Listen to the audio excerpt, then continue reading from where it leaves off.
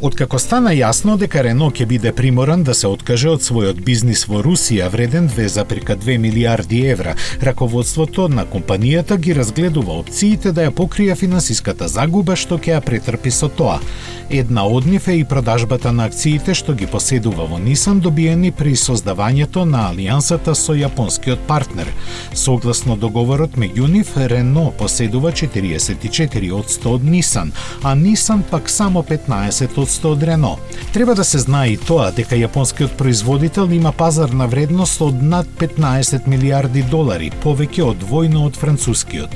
Причина повеќе зашто постои реална можност за оваа трансакција е да се даде дополнителна финансиска поддршка на транзицијата кон електричните возила, а би се релаксирале и долгогодишните тензии меѓу партнерите заради меѓусебната нерамноправност.